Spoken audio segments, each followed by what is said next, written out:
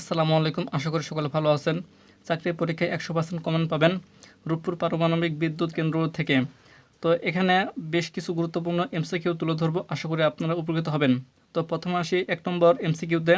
রূপপুর পারমাণবিক বিদ্যুৎ কেন্দ্র কোন জেলায় অবস্থিত? উত্তর হচ্ছে পাবনা, ঈশ্বরদী।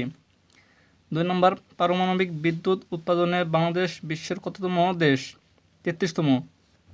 পারমাণবিক বিদ্যুৎ উৎপাদনে বাংলাদেশ বিশ্বের কততম দেশ? 33তম। দক্ষিণ এশিয়ায় পারমাণবিক শক্তির ব্যবহারে বাংলাদেশের অবস্থান কত? তৃতীয়। তাহলে দক্ষিণ এশিয়ায় পারমাণবিক শক্তির ব্যবহারে বাংলাদেশের অবস্থান কততম? তৃতীয়তম। বিদ্যুৎ কেন্দ্রটির মোট উৎপাদন ক্ষমতা কত? 2400 মেগাওয়াট। এটি কোন নদীর তীরে অবস্থিত? উত্তর হচ্ছে পদ্মা। রূপপুর কেন্দ্র মোট কয়টি ইউনিট রয়েছে? 2টি। প্রতিটি ইউনিটে 1200 মেগাওয়াট করে। এই কেন্দ্র নির্মাণে সহযোগিতা করেছে কোন দেশ? উত্তর হচ্ছে রাশিয়া। এটি বাংলাদেশের কততম পারমাণবিক বিদ্যুৎ কেন্দ্র? উত্তর হচ্ছে প্রথম। তাহলে এটি বাংলাদেশের কততম পারমাণবিক বিদ্যুৎ কেন্দ্র? উত্তর হচ্ছে প্রথম। প্রকল্পের মূল ঠিকাদার প্রতিষ্ঠান কোনটি? এটমিস্ট্রয় এক্সপোর্ট।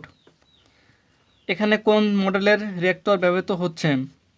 উত্তর হচ্ছে VVER 1200। জ্বালানি হিসেবে এখানে কি ব্যবহৃত হয়? উত্তর হচ্ছে ইউরেনিয়াম। বাংলাদেশ কবে পারমাণবিক ক্লাবে প্রবেশ করে? উত্তর হচ্ছে 5 অক্টোবর 2023। তাহলে পারমাণবিক ক্লাবে প্রবেশ করে বাংলাদেশ কবে? 5 অক্টোবর 2023। কুলিং টাওয়ার উচ্চতা কত?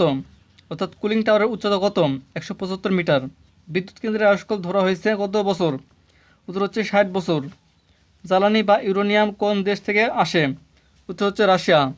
তো রূপপুর পারমাণবিক বিদ্যুৎ কেন্দ্র থেকে যে গুরুত্বপূর্ণ এমসিকিউগুলো এখানে তুলে ধরা হয়েছে, তো আপনারা সম্পূর্ণ ভিডিওটি দেখবেন, আশা করি অনেক উপকৃত হবেন।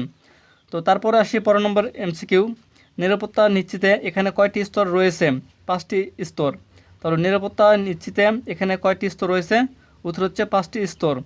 প্রথম ইউনিটে জ্বালানি লোডিং শুরু হয় কবে? 28 এপ্রিল 2026।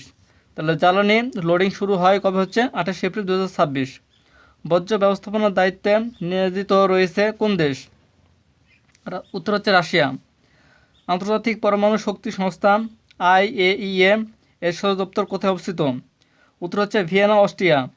তাহলে IAEA এর সদর দপ্তর কোথায় অবস্থিত? উত্তর হচ্ছে ভিয়েনা, অস্ট্রিয়া। প্রকল্পটি বাস্তবায়নের দায়িত্বে আছে কোন কোম্পানি? NPCBL অর্থাৎ nuclear power point company Bangladesh limited. বাংলাদেশে কবে পারমাণবিক বিদ্যুৎ কেন্দ্র নির্মাণে উদ্যোগ গ্রহণ করা হয়?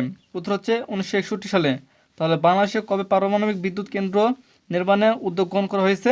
উত্তর হচ্ছে 1961 সালে। পারমাণবিক বিদ্যুৎ কেন্দ্রটির চুল্লি সরবরাহকারী প্রতিষ্ঠানের নাম হচ্ছে রোসাটম। এটি হচ্ছে রাশিয়ার একটি কোম্পানি। আপনি যদি আমাদের ফেসবুক পেজ এবং ইউটিউব চ্যানেলে নতুন হয়ে থাকেন তাহলে অবশ্যই পেজটি ফলো দিয়ে চ্যানেলটি সাবস্ক্রাইব করে সঙ্গে থাকবেন। সকলে ভালো থাকবেন, সুস্থ থাকবেন। আল্লাহ হাফেজ।